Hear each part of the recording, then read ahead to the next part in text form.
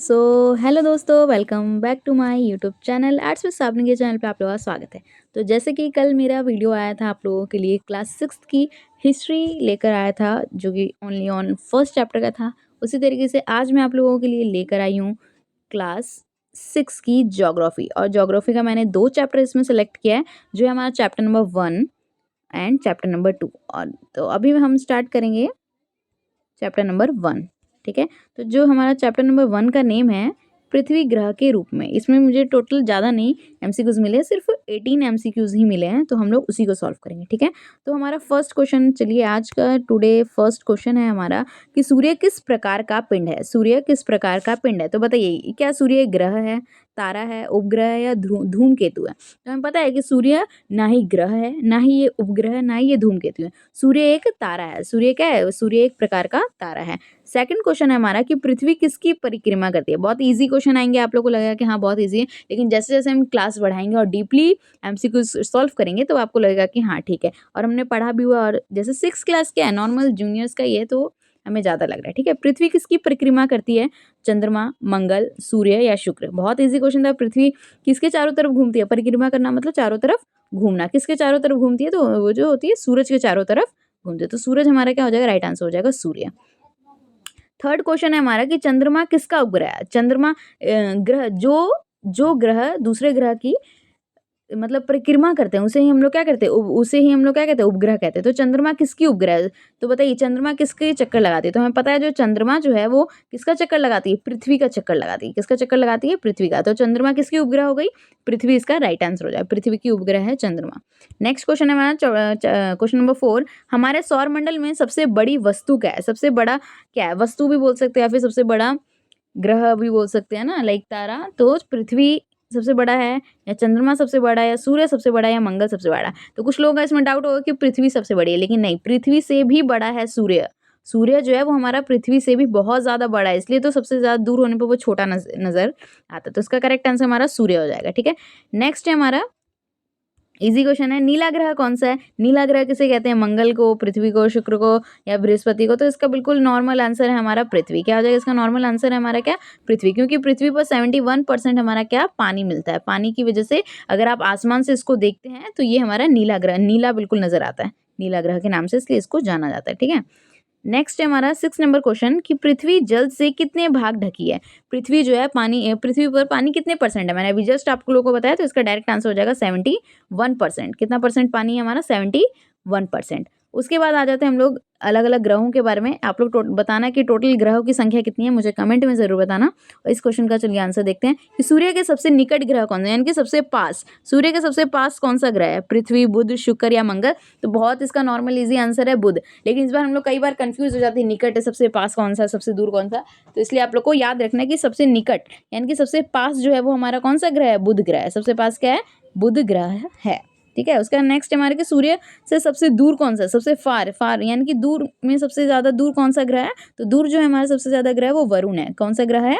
वरुण इसका correct answer हो जाएगा। ठीक है, नेक्स्ट है हमारा कि तारा कौन है। आखिर हम लोग तारा किसको कहेंगे? कौन से ग्रह उपग्रह है तारा है? आखिर हम लोग तारा मतलब उसकी एक एग्जैक्ट डेफिनेशन क्या होगी? तो जो चमकते हैं क्या वो तारे हैं? जो स्वयं प्रकाश देते हैं वो तारे हैं? या फिर जो पानी से बने होते हैं वो है तारे? या ठंडी गैस? तो जो जो अपना प्रकाश स्वयं देते हैं, जो अपना प्रकाश स्वयं देते हैं वो क्या है? तारा है। तो इससे हमें, इसी से हमें पता चलता है सूर्य, सूर्य की अपनी स्वयं की रोशनी, इसलिए वो क्या है? सूर्य एक तारा है। लेकिन क्या चंद्रमा की, क्या चंद्रमा की खुद की स्वयं की रोशनी है? नहीं, चंद्रमा किससे रोशनी लेती है? सूर्य से रोशनी लेती है, इसलिए चंद्रमा जो है वो तारा नहीं है, लेकिन सूर्य तारा है। ठीक है, चलिए थोड़ा कलर चेंज कर लिया जाए, कलर येलो। ओके, तो नेक्स्ट है हाँ ग्रह क्या है। अब हमें पता चले ग्रह किसे कहेंगे। तो स्वयं प्रकाश देने वाले को ग्रह कहते हैं, या तारे के चारों तरफ जो घूमता है उसे ग्रह कहेंगे, या टूटता तारा या फिर बादल। आखिर हम लोग ग्रह किसको कहेंगे? जो तारा है, कोई भी तारा है, उसके चारों तरफ जो चक्कर लगाते हैं उसे हम लोग क्या कहते हैं? ग्रह कहते हैं। तो तारे के चारों ओर चक्कर लगाने वाले को हम लोग क्या कहेंगे? ग्रह कहेंगे। और जो ग्रह के चारों तरफ चक्कर लगाते हैं उसे हम लोग क्या कहेंगे? उपग्रह कहेंगे। उसे हम लोग क्या कहेंगे? उपग्रह। ये कॉमन कॉमन चीजें और छोटी छोटी बिल्कुल बेसिक बातें हैं जो आप लोग को याद रखनी है। ठीक है, नेक्स्ट हमारा 11 नंबर क्वेश्चन है कि पृथ्वी जीवन योग्य क्यों है। आखिर पृथ्वी पर ही जीवन योग्य क्यों है? ये सुंदर है इसलिए, यहाँ पर पहाड़ है इसलिए, या फिर पानी व हवा यहाँ पे उपलब्ध है इसलिए, या फिर सूर्य के पास है। तो इसका बिल्कुल सीधा-साधा आंसर है पानी व क्योंकि पृथ्वी ही एक ऐसा ग्रह है जहाँ पे पानी और हवा उपलब्ध है। पानी और हवा इंसान और जानवर दोनों को चाहिए, कोई भी और कोई सा भी ऐसा ग्रह नहीं है जहाँ पे ये ना हुआ हो, ठीक है? तो इसलिए हम पृथ्वी ही एक ऐसा ग्रह है जिस पे इंसान और जानवर रह सकते हैं, क्योंकि यहाँ पे पानी और हवा जो क्या है हमारे लिए उपलब्ध है, ठीक है? नेक्स्ट है चंद्रमा पर दिन कितने हैं? चंद्रमा पर दिन कितने हैं? चलिए ऑप्शन देख लेते हैं। चंद्रमा पर कितने दिन है? 1 घंटा, 12 घंटे, 14 दिन या फिर 30 दिन। चंद्रमा पर दिन कितने, ये कैसा क्वेश्चन आ गया, सॉरी। शायद चंद्रमा पर दिन कितने या फिर चंद्रमा के टाइम जाने के टाइम कितना समय लगता है, ये मुझे थोड़ा डाउट हो गया इस क्वेश्चन पे, मैंने ध्यान नहीं दिया।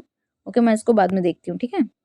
नेक्स्ट क्वेश्चन है 13 नंबर की, चंद्रमा किस प्रकार का पिंड है? चंद्रमा जो है वो किस प्रकार का पिंड है? अभी मैंने इससे पहले आपको बताया, क्या ये ग्रह है, क्या ये तारा है, क्या ये उपग्रह, या फिर ये उल्का पिंड है? उल्का पिंड तो ये ऐसे भी नहीं होगा। क्या ये ग्रह, हम लोग ग्रह किसको मानते हैं? ग्रह हम लोग किसको मानते हैं?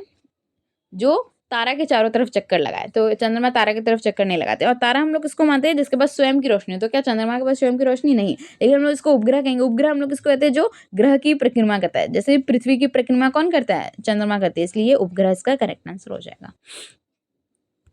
उसका नेक्स्ट है 14 नंबर, धूमकेतु की पूंछ किस दिशा है? धूमकेतु की पूंछ किस दिशा में होती है? धूमकेतु सूर्य की ओर होती है, सूर्य से विपरीत, उत्तर साइड या दक्षिण साइड? तो ये आपको बताना है। तो इसका करेक्ट आंसर हमारा क्या हो जाएगा? सूर्य से विपरीत, सूर्य के बिल्कुल उल्टी साइड होती है धूमकेतु की पूंछ, ठीक है। नेक्स्ट है 15 नंबर हमारा क्वेश्चन है कि उल्का पिंड किस नाम से जाना जाता है? उल्का पिंड को हम लोग किस नाम से जानते हैं? तो बताइए आप लोग, उल्का पिंड को हम लोग किस नाम से जानते हैं? उल्का पिंड को हम लोग किस नाम से जानते हैं? तो बिल्कुल टूटता तारा के नाम से जानते हैं, नीला ग्रह के नाम से जानते हैं, छोटा तारा के नाम से जानते हैं, उपग्रह के नाम से। तो उल्का पिंड को हम लोग टूटता तारा, खासकर जो भी तारा टूटता हुआ नजर आता है उसको हम लोग क्या कहते हैं? किताबी भाषा में उसको हम लोग उल्का पिंड कहते हैं। क्या कहते हैं? उसको हम लोग उल्का पिंड कहेंगे, ठीक है। नेक्स्ट हमारा 16 नंबर क्वेश्चन है कि पृथ्वी को प्रकाश मिलता कहाँ से? पृथ्वी को प्रकाश कहाँ से मिलता है? बहुत ईजी क्वेश्चन था, सूर्य से मिलता है। सॉरी। नेक्स्ट है 17 नंबर, सूर्य किस दिशा में उगता है? सूर्य जो है वो निकलता किस दिशा में? उत्तर में, दक्षिण में, पूर्व में, पश्चिम में? बच्चों को पता है सूर्य किस तरह से निकलता है? पूर्व साइड से निकलता है। कहाँ से निकलता है? पूर्व साइड से। तो चैप्टर नंबर 1 का ये हमारा लास्ट क्वेश्चन है। Chapter number 1 complete. ये हमारा लास्ट क्वेश्चन है। क्या है? पृथ्वी का आकार बताइए, पृथ्वी किस आकार की है? क्या ये पूरी तरीके से गोल है, या फिर ये अंडाकार है, या फिर ये चपटा गोलाब है, या फिर ये चौकोर है? तो इसका करेक्ट आंसर क्या होगा? तो 18 नंबर का राइट आंसर आप मुझे कमेंट में जरूर बताइए कि पृथ्वी कौन से आकार का है, ठीक है।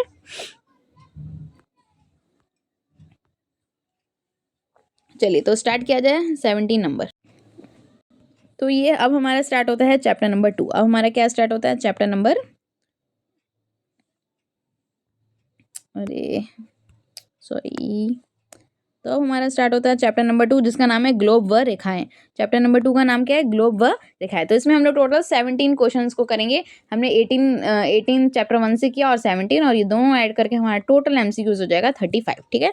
तो फर्स्ट क्वेश्चन है हमारा कि पृथ्वी का मॉडल, पृथ्वी का मॉडल क्या है? मानचित्र है क्या? पृथ्वी मानचित्र है, इसका मॉडल ग्लोब, चित्र या दिशा? तो पृथ्वी का जो मॉडल है वो क्या है? ग्लोब। पृथ्वी का मॉडल हम लोग क्या कहेंगे? ग्लोब कहेंगे, ठीक है।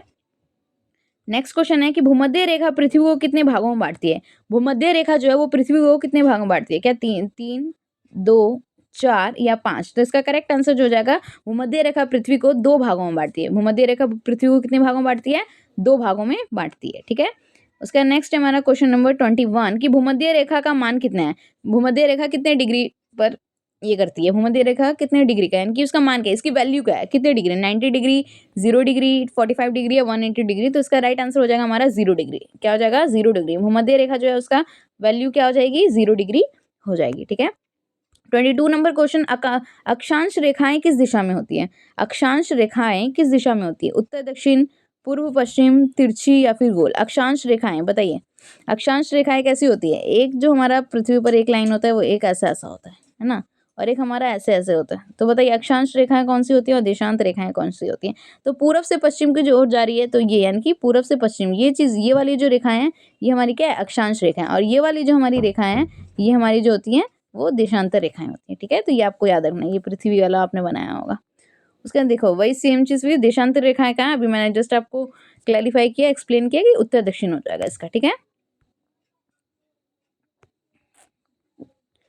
ओके, 24 नंबर क्वेश्चन है कि प्रधान मध्यमाहन रेखा का मान कितना है। प्रधान मध्यमाहन रेखा का मान कितना है, तो इसका भी हमारा 0 डिग्री ही है, इसका भी 0 डिग्री ही होगा राइट आंसर।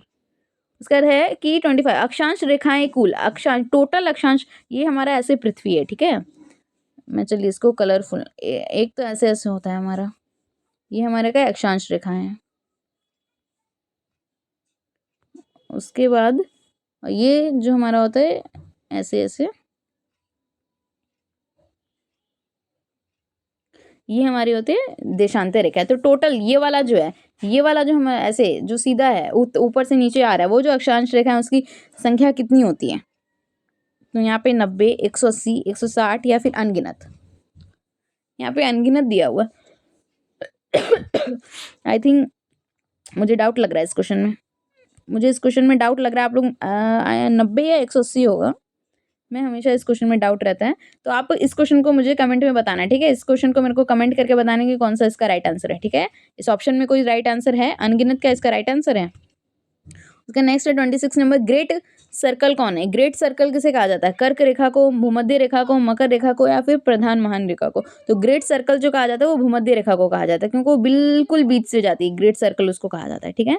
उसका नेक्स्ट हमारा, कौन सी रेखाएं नहीं काटती, कौन सी रेखाएं नहीं काटती। देशांतर रेखाएं, अक्षांश रेखाएं, दोनों रेखाएं या कोई नहीं। तो अक्षांश रेखाएं जो वो किसी को नहीं काटती, वो ऐसे रहती हैं, लेकिन देशांतर रेखाएं तो सबको काट रही है, ठीक है। उसके नेक्स्ट है 28, कौन सी रेखाएं ध्रुवों पर मिलती है। कौन सी रेखाएं ध्रुवों पर मिलती है, अक्षांश रेखा, देशांतर रेखा, कोई नहीं या फिर सब। कौन सी रेखाएं ध्रुवों पर मिलती है, तो बताइए कौन सी रेखाएं ध्रुवों पर मिलती है। तो देशांतर रेखा, ध्रुव हमारा क्या होगा ऊपर, और ध्रुव हमारा यहाँ पे होता है।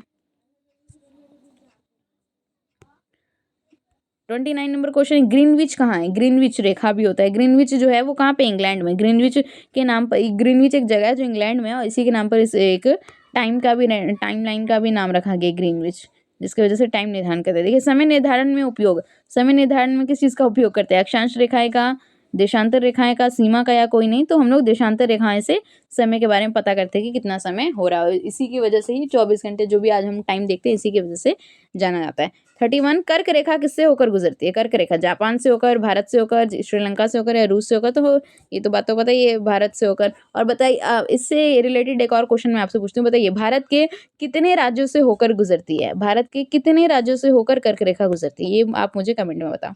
मैंने बहुत सारे आज क्वेश्चन आप लोगों के लिए छोड़े हैं, आप कमेंट में जरूर बताना, ओके। नेक्स्ट है 32, मकर रेखा किस गोलार्ध पर है। मकर रेखा कौन से गोलार्ध पर है, क्या वो उत्तरी गोलार्ध पर है, दक्षिणी गोलार्ध पर है, या फिर दोनों में है, या फिर कहीं पर भी नहीं है। तो मकर रेखा जो होता है वो हमारा दक्षिणी गोलार्ध पर होता है। कहाँ पे होता है, वो हमारा दक्षिणी गोलार्ध पर होता है मकर रेखा, याद रखना है।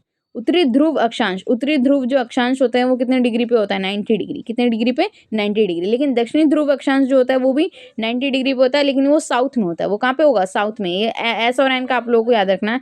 जो दक्षिणी ध्रुव है वो ऊपर होगा, ठीक है, और जो उत्तरी ध्रुव है वो नीचे होगा, बिल्कुल उल्टा। साउथ का नॉर्थ, नॉर्थ का साउथ हो जाएगा।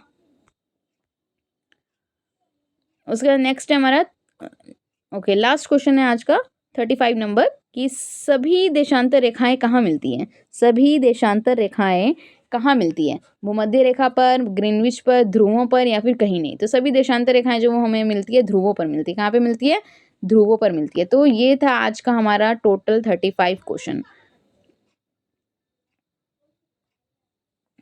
क्या हो गया, तो आज हमने टोटल कितने क्वेश्चंस कंप्लीट किए, तो आज हमने total question number of question 35 किए। और आज हमने क्लास 6 का कंप्लीट किया, क्लास 6 का ज्योग्राफी। क्या कंप्लीट किया आज हमने, ज्योग्राफी। और ज्योग्राफी में हमने कौन कौन से चैप्टर कंप्लीट किए हैं, तो chapter number 1 and chapter number 2। तो आई होप, देखिए अब कल कौन सा सीरीज आ रहा है, history, geography and political science का चलेगा। अभी तो फिलहाल 6, फिर 7, फिर 8। एंड आप लोग, अगर आप लोगों को वीडियो अच्छी लग रही है तो लाइक ज़रूर करें, कमेंट भी करें, एंड सब्सक्राइब करना बिल्कुल मत भूलिए। अगर आप मेरे चैनल पर फर्स्ट टाइम आए तो सब्सक्राइब करके जाए, ताकि जो भी वीडियो वो आपके पास सबसे पहले पहुंचे, ओके।